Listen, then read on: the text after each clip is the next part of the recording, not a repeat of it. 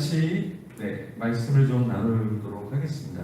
자, 이 늑대와 추물, 이 제목이 뭘 말하는 것인지 좀 이따 설명을 드릴 텐데, 이거는 사실 그 영화 제목이에요. 늑대와 추물. 그래서 아마 젊으신 분은 모르실 거고, 이제 저처럼 이제 나이가 많거나 이제 한갑이 다 되신 분들, 이런 분들은 이 영화를 아마 아실 거예요. 이 영화의 내용은 뭐냐면, 이 주인공이 원래는 동부에 있었는데 19세기 중엽에 전쟁 한가운데 동부에 있다가 이제 서부로 이제 오게 된 거예요. 그래서 요새에서 이제 방어를 하는데 혼자서 이제 늑대와 막 춤을 춘 거예요. 그래서 말이 있고 말을 선물로 받았는데 그 말과 이 늑대가 이제 어슬렁어슬렁 거리는데 늑대랑 같이 막 이렇게 댄스하는 것을 보고 사람들이 늑대와 춤을이라고 이름을 지은 거예요. 근데 이 사람이 원래는 백인이잖아요. 그리고 원주민들하고 싸워야 되는데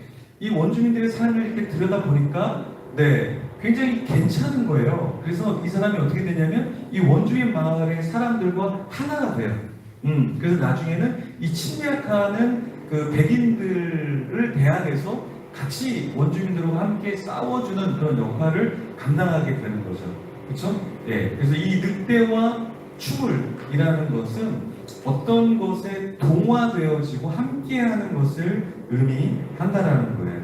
그래서 사람은 혼자가 아니라 함께다.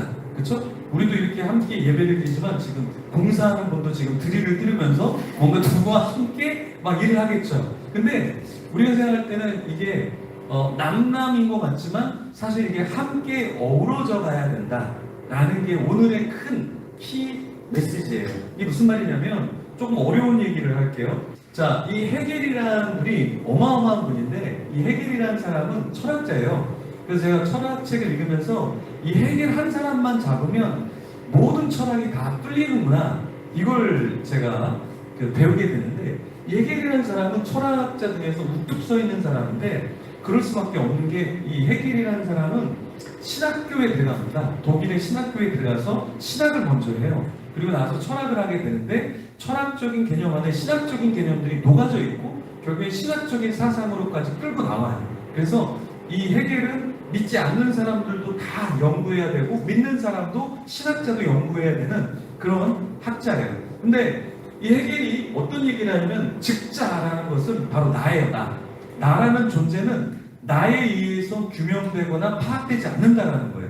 나는 나에 의해서 존재감을 갖지 않는다라는 거예요. 무슨 말이냐면 즉자는 대자가 필요하다. 대자. 상대방이 필요하다는 거예요. 상대방이 있기 때문에 내가 존재하구나를 깨닫는다는 거죠. 예를 들어서 우리가 지금 여기서 예배를 드려요. 우리는 지금 예배를 드리고 있구나. 근데 우리가 예배를 드리는 걸 잘 몰라요. 언제까지? 드리기 막 공사를 옆에서 할 때 저 사람들 왜 우리를 방해하지? 여기서 나라는 걸 인식하게 되죠.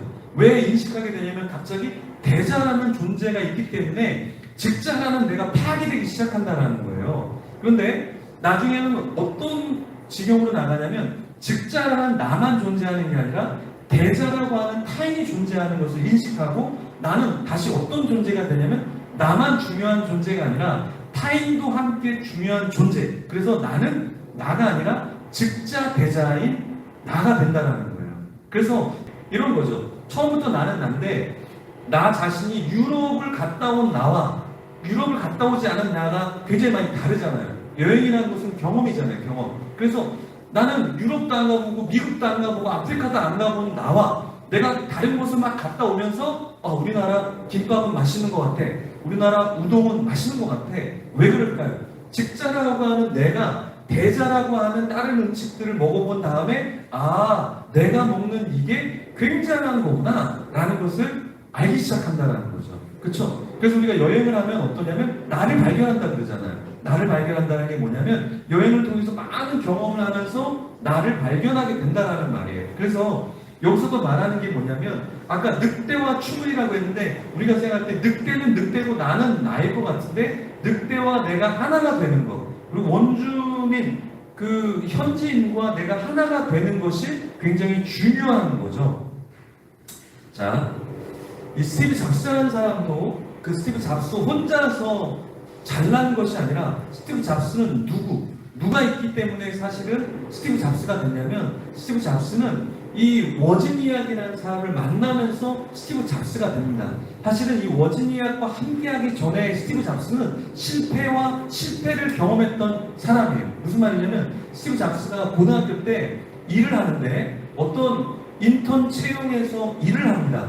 일을 하다가 누굴 만나면 워지니악을 만나요. 그리고 대학에 들어가요. 대학에 들어가는데 한 학기만 공부를 하고 자퇴를 해버려요.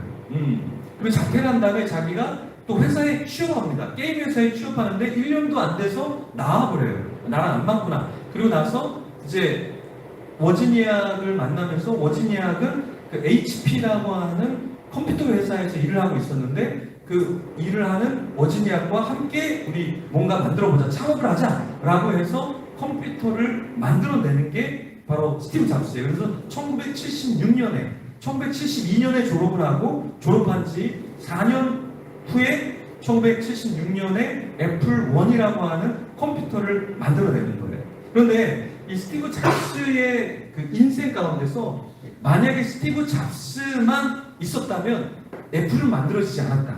왜냐하면 스티브 잡스는 컴퓨터를 만드는 기술이 없었어요. 스티브 잡스는 자기가 취업했을 때도 디자인 쪽으로 취업을 했지 컴퓨터를 조립하고 만드는 그런 사람이 아니에요. 그래서 사진을 보면 여기도 보면 스티브 잡스는요 컴퓨터를 잘 몰랐어요. 누가 만들어내면 워지니악이라는 사람이 다 만들어낸 거예요. 그럼 스티브 잡스는 뭐냐면 우리 이런 거 한번 만들어 볼까? 이런 거 만들면 어떨까? 워지니악 네가 한번 만들어봐. 그래서 워지니악은 거기에 좋은 거 같아. 그래서 실제로 워지니악이 다 만드는 거예요. 네. 스티브 잡스는 사실은 혼자 있으면 절대 스티브 잡스나 애플은 나올 수 없었다. 그러니까 직자 한 사람만 있어서는 되지가 않는 거예요.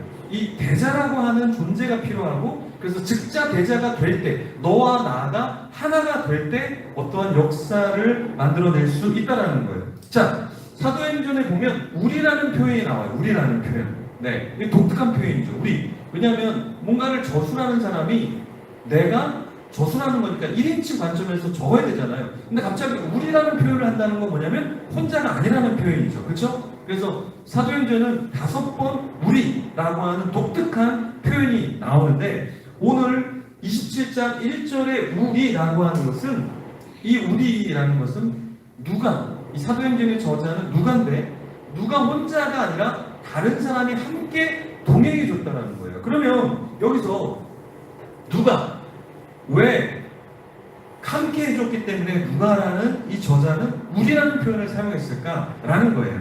그래서 누가는요 바울이 가이사랴를 떠날 때 로마로 갈 때 이 가이사랴라는 곳 로마라는 곳은 어디냐면 지금으로 얘기하면 터키 쪽 지금으로 하면 터키 쪽에서 지금 밑으로 내려가면은 섬이 있는데 키프로스 섬이 있는데 거기를 갔다가 다시 로마 쪽으로 이탈리아 쪽으로 갔다라는 얘기예요. 그래서 큰 그림은 그런데 여기를 갈 때 누가 동행해 줬냐면 아리스타고라고 하는 사람이 함께 동행해 줬다는 거예요.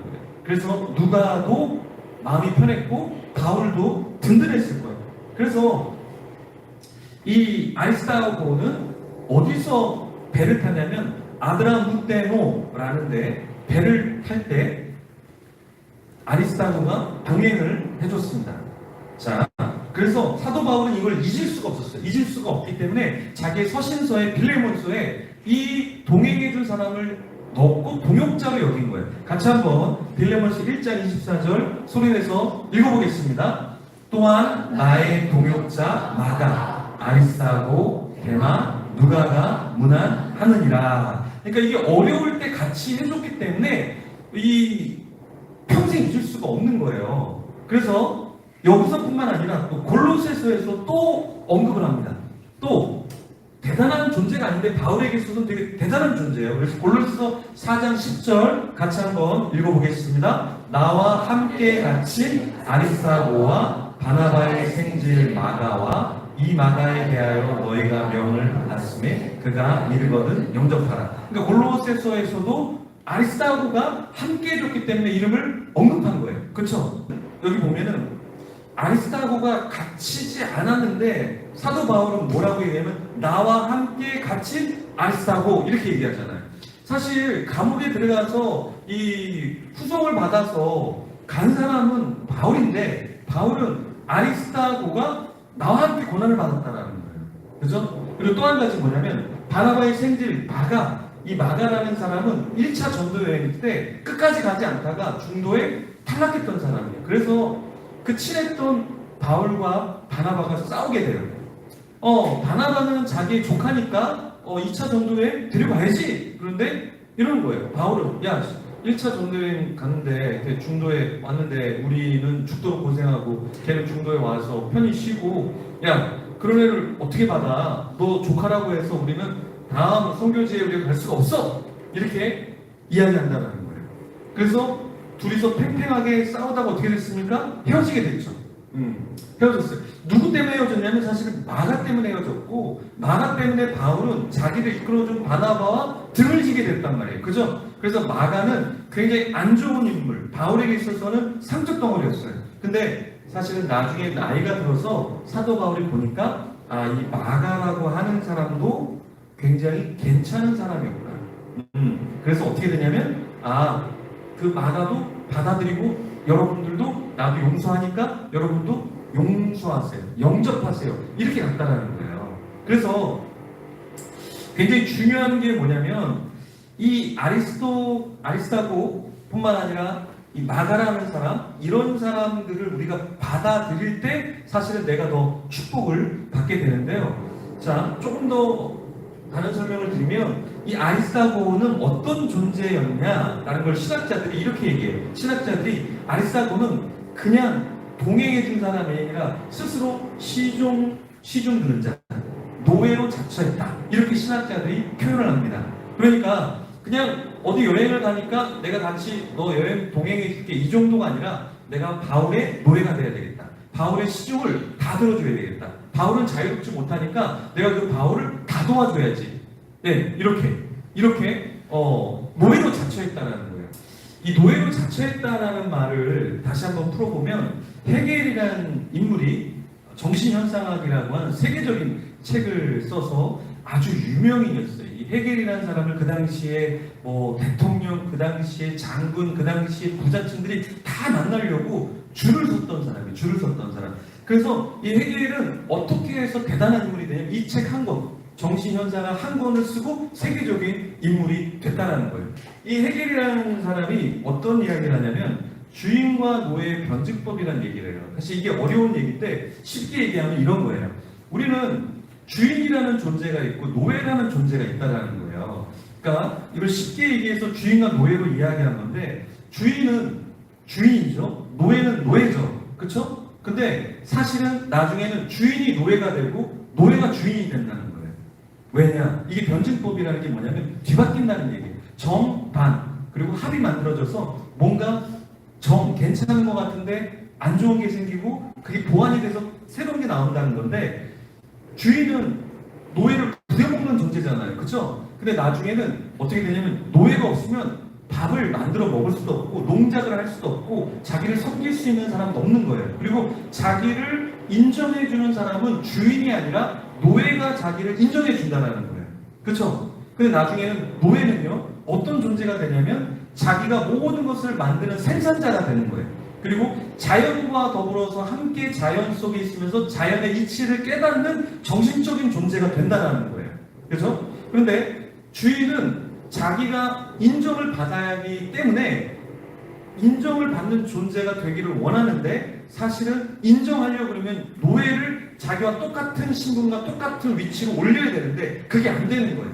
그러다 보니까 주인은 온전히 자기가 인정받고 싶은 대로 인정을 받지 못하는 거예요. 왜? 안 그러면 노예를 자기랑 동급을 둬야 되니까. 그렇죠? 결국에 그래서 주인은 만족하지 못하고 인정투쟁, 인정을 받을 수 없는 삶을 살아가게 된다는 거예요. 그런데 반대로 노예는 자기가 인정을 받지 않으려고 그냥 섬기는 건데 자기는 생존을 위해서 섬기는 건데 자기가 열심히 밥을 차려줘요, 농작을 해요, 주인의 일, 업무들을 다 행정적인 업무를 해줘요. 그런데 어떻게 돼요? 인정을 마구마구 받는 거죠. 정신적으로 성숙한 거죠. 주인은 알지도 못하는 기계, 알지도 못하는 농사를 자기는 다 알고 있고 이제는 노예에 의존할 수밖에 없는 주인. 그래서 오히려 주인이 노예가 된 상황. 이것을 헤겔이 주인과 노예의 변증법이다라고 얘기하는 거예요. 이거를 조금 바꾸면 이런 거예요. 우리는 우리 자신을 주인이라고 생각하는 존재다. 다. 그래서 어떻게 생각하면 나머지 옆에 있는 사람은 나를 노예처럼 섬겨줘야 된다고 생각하는 거예요. 관계적인 면에서. 그죠? 그러니까 우리가 관계를 맺을 때 어려운 게 뭐냐면 쟤는 내 말을 들어줘야 되는데 쟤는 내 말을 안 들어주는 거예요. 그죠? 그러니까 저 사람이 나의 말을 안 들어주니까 나는 더 주인 노릇을 하고 싶은데 말을 안 들으니까 화가 나는 거죠. 그렇죠? 그래서 결국에는 저 사람이 나에게 굴복해야만 관계가 유지가 되는데 그 관계가 유지가 되는 굴복을 시키면 어떻게 되냐면 그 사람의 존재는 깨지기 때문에 깨진 존재에게 인정받는 것은 깨진 인정이 되는 거예요. 그러니까 완벽한 인정이 아닌 것이죠. 그래서 해결은 뭐라고 얘기하냐면 내가 진짜 인정을 받으려면 타인이 진짜 인정을 받는 노예가 아니라 똑같은 주인이 돼야 된다는 거예요. 그러니까 나만 주인이 되는 게 아니라 저 사람도 주인이 돼야만 진정한 자유가 되고 인정이 있게 되고 행복함이 우리에게 온다는 거예요. 그래서 우리의 불행은 뭐냐면 내가 함께 있는 사람이 불행하니까 나도 불행할 수밖에 없다라는 거예요. 이해가 되십니까? 네. 그래서 우리 신혼부부 예를 들어서 이야기를 할게요. 어차피 우리 오래된 부부들은 다 깨져 있기 때문에 많이 주님이 필요하지만 신혼부부는 아직 주님이 깊이 역사 안 해도 금방 회복될 수 있으니까 자 선태랑 해리가 행복하기 위해서는 해리는 선태가 나다라고 생각을 해야 되고 선태는 해리가 나다라고 생각을 해야 되는 거예요. 예를 들어서 둘이 용돈을 쓰는데 선태가 한 달에 10만 원을 써요. 근데 해리가 오빠 왜 10만 원 쓰는데? 나 9만 원밖에 안 쓰는데? 오빠 지금 줄래? 이렇게 하면 나의 대사를 인정하지 않으니까 직자인 내가 인정을 받지 못하는 거예요. 그러면 선태가 가만히 있는 게 아니라 그래 내가 용돈을 많이 쓰지만 넌 집에서 너무 잠을 많이 자. 요리 가짓수가 너무 부족해. 이걸 어떻게 채울래? 그러면서 막 공격이 들어온다는 거죠. 그럼 어떻게 돼요? 그럼 저 사람이 또 대사가 직자가 되는 게 아니라 다른 타인이 돼버린 거죠. 그럼 내가 타인과 타인이 한 집에 살면 어떻게 했어요? 하나가 아니잖아요. 그렇죠? 우리가 되는 게 아니잖아요. 그러니까 결국에 불행해질 수밖에 없다라는 거예요. 그래서 이 해겔이 얘기하는 것은 늑대와 추물이라는 것도 마찬가지. 늑대는 늑대, 나는 나가 아니라 내가 늑대와 함께 할 때 가장 행복한 행복, 향연이라는 게 나온다는 거예요. 그래서 이 본문에서도 누가가 우리라는 표현을 했는데 이 우리라는 표현은 치유 표현이 아니에요, 사실은. 왜? 아리스타고는 우리라고 일컬음을 받을 정도로 자기를 뭐로 자처했어요? 노예로 자처했잖아요. 그렇죠? 그리고 자기의 생명을 아끼지 않으면서 같이 따라갔잖아요. 로마 군인에게 죽을 수도 있는데 결국에 바울은 죽잖아요. 바울은 죽어요. 그래서 바울은 딱 아리스타고를 봤을 때 쟤는 나랑 함께 갇힌 자야. 나랑 함께 고난을 받는 자야. 이렇게 생각을 했다는 거예요. 자, 이게 예수님께서 뭐라고 우리에게 말씀하시냐면 너네가 으뜸이 되고자 하면 어때요? 제일 탑이 되려면 어떻게 돼요? 제일 아래로 내려가야 된다고 그랬죠. 그렇죠? 예, 우리가 높은 자가 되기 위해서는 낮아져야 된다. 이게 성경의 원리잖아요. 똑같이 그래서 예수님께서 이 땅에 내려오셔서 죽으신 이유는 사실은 이렇게 예수님이 내려오셔서 낮은 자리에 와야지 우리랑 함께 할 수 있다라는 거예요. 함께. 안 그러면 이 직자인 하나님이 이 대자인 우리와 수준을 맞출 수가 없고 하나가 될 수가 없기 때문에 내려오셔서 죽으신 거예요. 그러니까 죽음을 통해서 다시 올라가신 거죠. 이게 신앙인 거죠. 그렇죠? 그래서 신앙이라는 건 뭐냐면 예배를 드릴 때 난 1분도 나는 예배에 내 시간을 낭비 안 할 거야. 그럼 그게 낭비가 되는 거예요. 오히려 예배 시간에 내가 예배 시간을 위해서 희생해야지. 근데 그 희생이 사실 내가 죽음이 나를 살린다는 거예요. 예배 시간 전에 기도하는 거 그게 뭐냐면 나를 죽이는 거거든. 나를 죽이면서 내가 다시 살아나는 것을 경험하는 거예요. 그래서 예배는 사실 우리가 없어지는 거예요. 그러니까 내가 없어져야 우리가 되잖아요. 내가 없어져야 우리가 되잖아요. 그러니까 주님과 하나가 된다는 건 뭐냐면 주님과 같은 상태가 되기 위해서 나도 죽어야 돼. 그래서 죽으신 그리스도와 함께 해야 된다는 거죠. 그래서 자처하여 섬기는 것이 우리에게 필요하다. 그러니까 이걸 알았던 사람이 누구였냐면 율리오. 대의 그 율리오가 어떤 것을 베풀어 주냐면 바울에게 야, 너 대접 받아. 너 사람들이 뭔가 챙겨주면 대접받아 라고 해서 이 선장인 율리오가 굉장히 뭔가를 베풀어 줍니다. 그렇죠? 그래서 우리가 진정 어떠한 인물이 되려면 내가 축복을 받으려면 나와 함께 있는 사람도 축복을 받을 수 있도록 열어줘야 된다라는 거예요. 자, 이번 주에 제가 이 부산에 내려갔는데 서상봉 목사님하고 김은식 사모님을 처음 만났어요. 페이스북을 하다가 처음 만났는데 참 너무 많이 환대를 받았어요. 환대가 뭐구나라는 것을 좀 받았어요. 이분들이 그 오리고기를 사셨어요. 오리고기.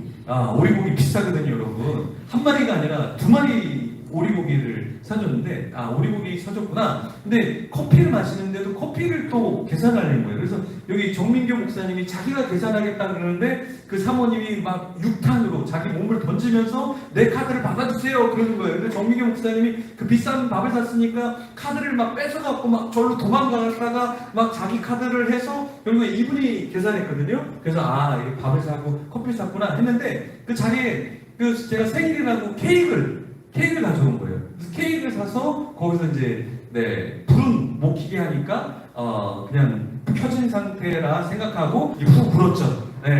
근데 끝난 줄 알았는데 자기가 최근에 쓴 책 10권을 또 선물로 가져온 거예요.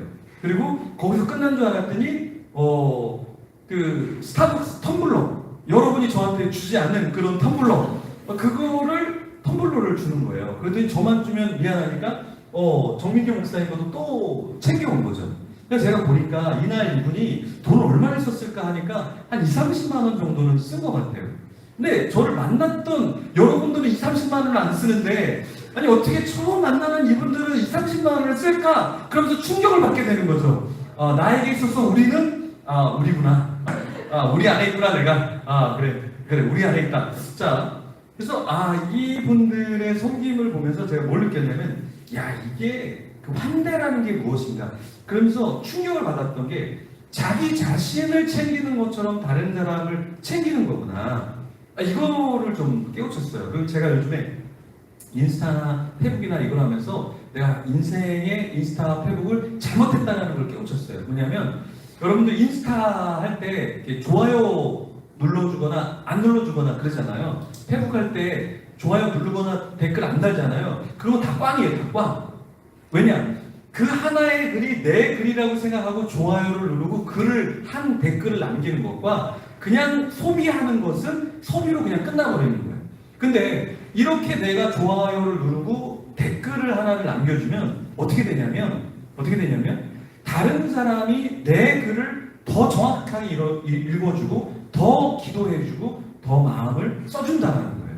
그래서 여러분이 1시간 동안 소비하는 것보다 10분을 정성을 들여서 읽고 댓글을 남기는 것이 훨씬 더 유익하다는 거예요. 그러니까 이 사람을 타인으로 생각하는 것이 아니라 이게 내 글이다. 그래서 나에게 하듯이 다른 사람에게 하는 이 황금률. 누가 당신에게 하고자 하는데도 당신도 남에게 하라. 라고 하는 이 황금률을 여러분이 인스타를 하든 페북을 하든 여러분들이 누굴 만나든 간에 그것들을 여러분들이 해줘야 된다는 거예요. 그렇죠? 네. 그래서 정찬이처럼 이렇게 아름다운 이 브랜드가 있으면 본인만 달고 있는 게 아니라 어떻게 가짜라도 이 비싼 하얀 걸 입고 온 이줄에 있는 3명에게 딱딱딱 박아주면 이분들이 평생 잊지 않고 정찬이를 위해서 평생 이제 금식기도 하면서 나간다라는 거죠. 네. 그렇죠? 이게 타인과 내가 하나 되는 대단한 거. 근데 사실은 이런 삶을 사도 바울도 살았다는 거예요. 사도 바울은 복음을 위해서 이 4절에 보면 항해하죠. 그 다음 5절에 보면 도착하죠. 7절에 보면 항해하죠. 18절에 보면 다시 도착했죠. 이게 뭘 말해주냐면 사도 바울은 끊임없이 사역을 했다는 거예요. 끊임없이 사역을 했다. 그러니까 한 군데 가서 그냥 순교한 게 아니라 일을 하고 또 일을 하고 일을 하고 또 일을 했다는 거예요. 왜? 주님의 일이 내 일이고 내 일이 주님의 일이 돼버리는 거예요. 그래서 복음을 위해서 나를 헌신했다라는 말이죠. 자, 바울의 인생은요 27장 4절에서 8절에 보면 항해 일정만 봐도 순탄하지 않았어요, 사실은.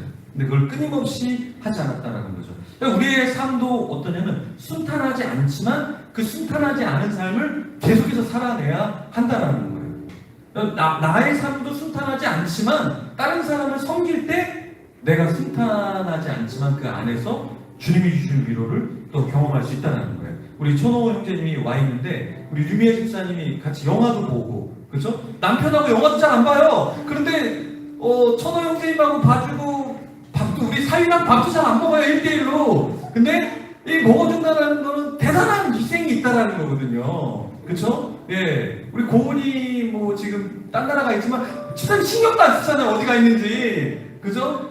근데 그 타인이라고 생각하지 않고 섬긴다라는 거는 쉬운 게 아니죠. 사도 바울은 대단한 존재였어요. 열심히도 했지만 지혜도 있었어요. 그래서 배가 출발할 때 사도 바울이 떠나면 안 되는데 이렇게 얘기했어요.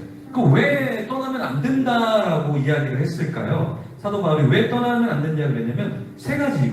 자, 지금 금식하는 절기는 그 당시 9월, 10월이었는데 그 9월, 10월에는 항해하기 안 좋은 계절이었어요. 두 번째는 뭐냐면 이 난파를 사도 바울은 3번 이상 당했거든요. 난파를 당해본 자로 딱 날씨를 보니까 난파 될 수밖에 없겠다 예측했죠. 나중에 실제로 이제 난파를 당하긴 하는데, 또 세 번째는 뭐냐면 선지자적인 안목으로 겨울을 지낸 다음에 출발하는 게 낫겠다라는 제시를, 미래에 대한 제시를 해줬죠. 사도 바울은 고난만 당하는 자가 아니라 무식하게 그냥 돌격 앞으로가 아니라 시대를 읽을 수 있는 눈이 있었다라는 거예요. 그래서 우리는 시대적인 안목을 갖고 살아야 한다. 제가 어제 그 정일영 장로님하고 류미정 원사님이 식사를 대접해 줘서 식사를 먹었는데, 좀 일찍 가서 이제 대화를 좀 나누는데, 정일영 장로님이 이제 금융 투자 쪽에 계신 분인데 지금이 IMF보다 더 어렵다. 2008년에 서브프라임 그 몰기지 사건보다 훨씬 어렵다. 자기가 이쪽에 있어 보니까 완전 지금 금융 쪽이 바닥이 나고 은행 쪽이 지금 난리가 나고, 근데 표면적으로는 전혀 문제가 없는 것 같지만 이게 굉장히 어렵다. 왜냐하면 자기가 이 금융 쪽에 있기 때문에 그걸 아는 거죠. 그런 것처럼 리더가 된다는 건 뭐냐면, 리더는 리딩하는 사람이 돼야 된다. 그래서 여러분도 계속 책을 읽어야 돼요. 저도 어제 사무실에서 12시쯤에 집에 와서 11시 반쯤 집에 와서 잠깐 아내랑 이야기하고 12시부터 1시 반 넘어서까지 제가 책을 또 읽고 잤거든요. 그냥 잠깐 읽으려고 했는데 너무 재밌어갖고 책을 다 읽고 잤는데, 리더는 리딩하는 사람이다. 그러니까 여러분들이 일만 하는 게 아니라 여러분의 관련된 책들을 읽어나가고 시대가 어떻게 흘러가는가, 이것을 우리가 읽을 수 있어야 된다. 자, 더 중요한 건 뭐냐면 우리는 시대를 읽는 자가 돼야 되죠. 시대를 읽고 그냥 가만히 있는 게 아니라 하나님이 무엇을 원하시는가를 읽어낼 수 있어야 돼요. 그냥 시험에서 나 취업하는 거, 이게 목표가 되면 안 돼요. 네. 그러니까 내가 시대를 읽어내고 이 시대 가운데서 어떤 걸 섬겨야 될까, 이 고민을 해야 되겠죠. 그래서 그리고 나 자신의 삶을 읽어내야 돼요. 나 어떻게 살고 있나. 요번에 집회에 갔는데 한 부장님이 보니까 의사분인데 자기 의사로 직책도 있고 자리도 안정적인데 계속 고민하고 계시더라고요. 내가 의술을 갖고 어떻게 무료로 의술을 좀 섬길 수 있을까. 근데 예전에는 그 총량리에서 노숙하는 사람들 위해서 섬겼는데 지금은 섬기지 않으니까 갈증이 있다는 거예요. 영적으로 갈증이 있다는 거예요. 주님을 향한 뜨거움이 없다는 거예요. 그래서 자기 자신을 볼 때 뭔가 뜨겁지 않다는 걸 알고 있다는 거죠. 영적으로 우리에게 필요한 게 뭐냐면 시대만 읽으면 안 되고 그 시대 속에서 내가 어떤 삶을 살고 있는가, 이걸 읽어내지 못하면 우리는 다 꽝이다. 예를 들어서 여러분 돈에 공이 굉장히 많아. 공이 한 100개 되면 돼. 근데 1이 없어. 1이. 그 돈은 쓸모가 없어요, 여러분. 사실은요, 1이 있고 공이 한 5개만 붙어도, 한 10개만 붙어도 돈의 가치가 있는 거잖아요. 근데 공은 수백 개인데 숫자가 없어. 1이라는 숫자가 없어. 그거는 허황된 거다.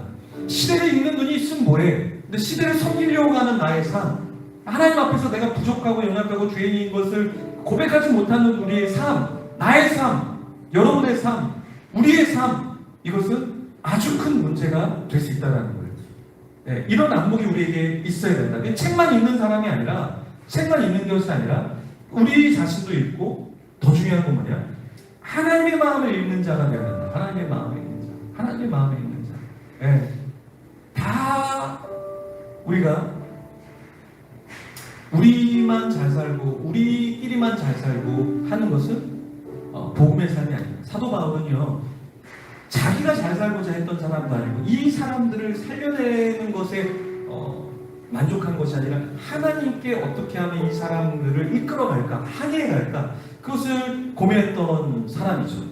네, 여러분이 물질을 벌든 여러분의 재능을 갖고 있든 여러분의 시간을 갖고 있든 내 이 시간을 갖고 어떻게 하나님께 내가 쓰임을 받을 수 있을까? 하나님의 마음을 읽어내고 어떻게 나의 삶을 드릴 수 있을까? 이것을 우리는 끊임없이 고민해야 한다는 거예요. 그러니까 나의 삶만 꾸역꾸역 붙잡고 있는 사람은 절대 타자에 의해서 인정받지 못하고 하나 되지 못하고 하나님께 영광을 돌릴 수가 없다. 그래서 우리는 나의 것을 더 주장하기보다는 다른 사람의 인스타 이렇게 다른 사람에게 가서 우리가